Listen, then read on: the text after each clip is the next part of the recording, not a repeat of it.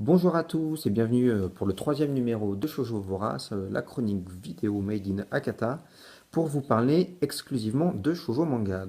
Je vais vous présenter cette fois-ci un manga qui est disponible chez Panini, qui s'appelle La Nouvelle Vie de Nina, qui est une série en 4 tomes finis d'une auteure assez jeune, donc Koyomi Minamori, qui voilà, a commencé sa carrière chez Akusensha en 2003 dans le magazine The Hanato Yume, où elle prépubliait beaucoup d'histoires courtes d'abord, c'est un truc très typique chez Akusensha. Et ensuite, en 2011, elle a commencé La Nouvelle Vie de Nina dans les pages de Hanato Yume, donc, qui était prévue d'abord pour être une histoire courte et qui est ensuite en fait devenue une série. Donc voilà, elle a une autre carrière quand même assez courte, donc il n'y a pas grand-chose à dire sur elle. Quand même, c'est publié au Japon chez Akusensha, qui est un éditeur qui est assez typique pour des, je vais dire, des shoujo mangas intemporels, dans le sens qu'ils ont un côté un peu conte de fées, ils sont peut-être moins ancrés dans des époques très définies, très clairement. Et ça se sent beaucoup dans la nouvelle vie de Nina. Alors, la nouvelle vie de Nina, ça parle de quoi? Ça parle de cette petite fille, d'abord une petite fille qu'on voit en couverture du tome 1, et elle a une spécificité, c'est qu'elle se souvient de sa vie antérieure. Dans sa vie antérieure, elle s'appelait Chitose, elle était une lycéenne comme les autres qui sortait avec un garçon qui s'appelle Atsulo, et hélas, un jour, elle est morte. Elle est morte assez tôt, quand elle était encore adolescente, et ça a complètement ravagé et traumatisé Atsulo, donc le garçon avec qui elle sortait. Et voilà, donc on suit au début de l'histoire Nina qui arrive dans une nouvelle ville, et il se trouve que dans cette nouvelle ville, quand elle arrive dans son école primaire, à l'âge de 10 ans, elle retrouve Hatsuro, donc le garçon qu'elle aimait dans sa vie antérieure. Évidemment, lui, entre-temps, il a vieilli, il est dans la vingtaine et il est devenu nutritionniste. Elle, qui est une petite fille de 10 ans, elle se souvient de sa vie antérieure. Elle est donc forcément toujours amoureuse de Hatsuro, mais ça pose un gros problème, évidemment. C'est un, elle peut pas dire à Hatsuro qui elle était, parce que d'abord, personne ne la croirait. Et deuxièmement, il y a une grosse différence d'âge maintenant entre elle qui a 10 ans et Hatsuro qui en a beaucoup plus. Donc à partir de là va se développer une histoire assez surprenante. Alors la thématique de l'amour interdit entre deux personnes qui ont des âges assez différents, si c'est mal traité, ça peut devenir très vite problématique, on va dire, d'un point de vue éthique. C'est pas le cas ici. C'est fait avec beaucoup d'intelligence. D'abord parce que, comme je vous le disais, on est dans du shoujo manga Kusensha, donc on est dans quelque chose de très pur. Et l'amour que Nina et Hatsuro ont entre eux, enfin en tout cas l'amour que Hatsuro et Chitose avaient entre eux, c'est quelque chose de très pur, de très désincarné. On peut vraiment parler d'un amour d'âme à âme directement. Il y a pas cette attirance physique. En tout cas, c'est pas évoqué et c'est pas la thématique. Quand on parle d'amour, voilà, on dit toujours chercher l'âme sœur, trouver l'âme sœur. Ah, c'était mon âme sœur. Et on peut vraiment dire que dans le manga La Nouvelle Vie de Nina, c'est de ça dont il est question. C'est d'un amour authentique qui peut se retrouver, enfin, qui est au-delà du corps, au-delà du physique. En ce sens-là, l'amour que Nina éprouve pour Hatsuro, il n'est pas choquant. Au-delà de ça, évidemment, Hatsuro, quand il va comprendre que Nina est amoureuse de lui, il va la repousser, évidemment. Ce qui est intéressant, c'est que sur cette couverture, qui a l'air très mignonne, comme ça, on peut s'attendre à trouver quelque chose d'assez... voilà, un personnage un shoujo manga qui va jouer sur la mignonnerie, sur le côté ah c'est kawaii, tout ça, mais c'est pas du tout le cas en fait. Nina, c'est un personnage qui est très fort, parce que d'abord, comme elle est décédée, elle cache beaucoup de souffrance, et puis elle a une maturité qui est décalée avec son âge. Et puis au-delà de ça, il y a une grosse surprise dans l'histoire, c'est que ça avance très vite. C'est-à-dire qu'au début, on la voit qui est une petite fille, voilà, d'école primaire, et en fait, il va y avoir assez vite un saut dans le temps, et on va la retrouver lycéenne à l'âge de 16 ans. Et là, l'histoire, elle prend une autre ampleur, elle prend une autre tournure.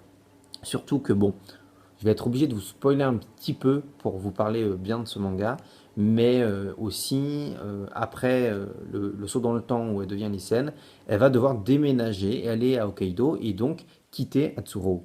Donc pour elle, c'est la deuxième rupture avec l'homme qu'elle aime en fait, parce que la première rupture, c'était dans sa vie précédente, quand il est décédé, et sa deuxième rupture, c'est quand elle doit le quitter pour partir à Hokkaido, et que lui, il n'a de toute façon toujours pas accepté son amour. Ce qui est vraiment intéressant, c'est que on a une ligne temporelle qui passe, on n'est pas dans un shoujo manga qui suit le quotidien bêtement.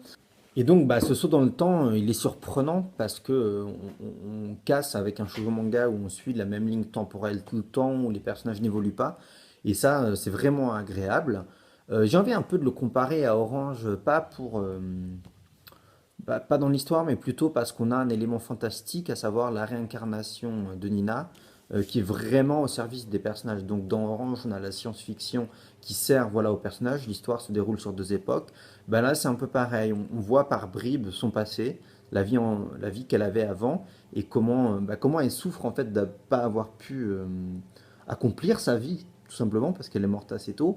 Et la vraie thématique derrière ça, c'est une thématique justement sur le deuil, comment on se reconstruit parce que on va avoir Hatsuro qui évidemment est lui traumatisé par la mort de la femme qu'il aimait, mais aussi l'ancienne famille de Nina, enfin de Chitose en l'occurrence, et comment elle a géré tout ça, les parents, comment ils ont géré la mort de leur fille, toutes ces choses-là. Donc on est sur quelque chose en fait d'assez existentiel en même temps. En ce sens-là, je vais vous dire que le deuxième tome, c'est de très très loin le meilleur de la série, parce que là, c'est la confrontation entre Nina et son ancienne famille. Et il y a des passages qui sont vraiment touchants, des- qui mettent une bonne claque sur le deuil, sur voilà, la douleur que peuvent éprouver des parents.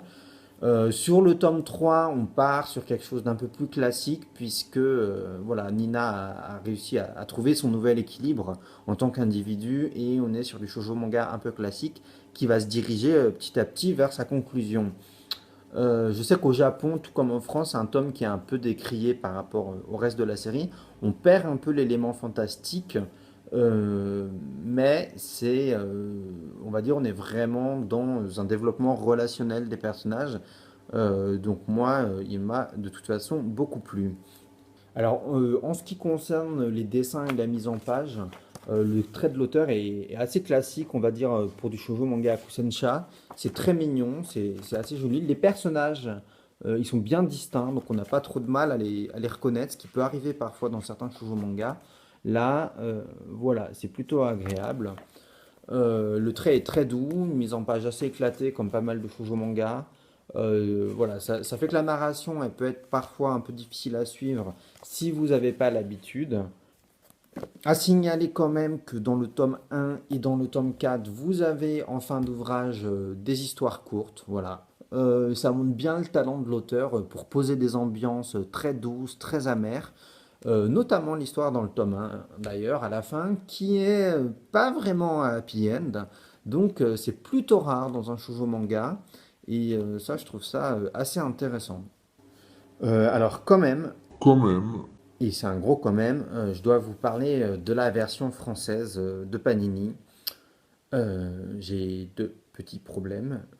Alors c'est pas pour critiquer, hein, mais bon, c'est pour parler de manière efficace, on va dire, du shoujo manga. J'ai du mal à rentrer dans la version française. Alors c'est un titre que j'ai lu en japonais, d'abord, évidemment, et en fait j'ai acheté la version française exprès pour vous le présenter. Et parce que quand Panini fait des bons shoujo manga, c'est bien de les soutenir. Simplement, j'ai deux petits problèmes. Comme vous savez, dans le shoujo manga, il y a une chose qui est très importante, c'est les monologues, donc les pensées des personnages. Euh, et j'ai été assez surpris par la police qui a été choisie pour ces monologues. Alors, je vais vous la montrer. Voilà. Alors, c'est une police qui fait un peu horreur. On dirait que c'est une police qui fait manga d'horreur. Donc, ça fait un décalage vraiment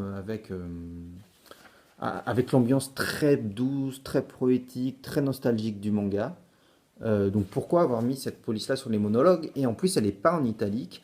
Et le deuxième gros problème de cette police, c'est qu'ils l'ont utilisé dans deux situations. Ils l'ont utilisé pour les monologues de l'héroïne, mais ils l'ont utilisé aussi pour toutes les scènes de flashback qui évoquent le passé. Donc, c'est un peu compliqué parce que En fait, on suit par moments des flashbacks de la vie précédente de Nina quand elle était encore Chitose. Et cette narration de l'auteur qui est ben, toujours fine en japonais et où l'éditeur il utilise des polices différentes pour que inconsciemment le lecteur quand il lit, il se rend compte tout de suite qu'on passe à une autre ligne temporelle. Et ben ça on le perd dans la version française parce qu'on a l'impression que c'est simplement un monologue. Les personnages quand ils parlent dans le passé c'est la police du monologue. C'est pas en italique, tout ça. Donc des fois c'est un petit peu difficile à suivre en français. Voilà. Là on voit bien la police. Vous voyez, bon, je trouve qu'elle est un peu trop tremblotante et que ça fait hors sujet. Et du coup, en tout cas, cette police qui est utilisée toujours la même pour les monologues et pour les flashbacks, ça rend la lecture à un moment un peu difficile. Et surtout aussi que je trouve que la traduction sur le tome 1, surtout, elle n'est pas toujours judicieuse. En fait, ça va, c'est pas mal traduit, mais ça aurait pu être affiné et un peu plus explicite par moment pour rendre la lecture plus explicite et plus fluide pour un lectorat français. C'est pas évident de traduire ce genre de shoujo manga parce qu'on est vraiment. Il y a plein de tons de langage, il y a le monologue et il y a les dialogues et en même temps il y a beaucoup de flashbacks. Et voilà, le japonais est aussi une langue avec beaucoup de sous-entendus. Donc je jette pas la pierre, hein, le travail est pas mal fait. Simplement, je pense qu'il aurait pu être affiné, surtout dans le tome 1 où il y a beaucoup de flashbacks.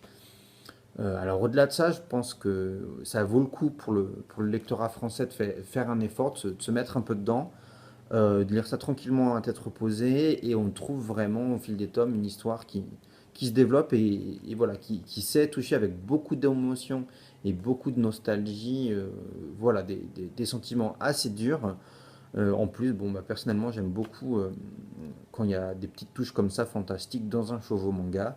Pour résumer, en gros, ce que je peux vous dire, c'est que bah, sous cette couverture, sous ces couvertures un peu mignonnes, on a une série voilà, qui est beaucoup plus fine que ce qu'il n'y paraît, sur le deuil, la reconstruction de soi. Il y a un petit élément fantastique qui est pas désagréable, et notamment un deuxième tome vraiment de très haute volée. Donc bah, je ne peux que vous la recommander.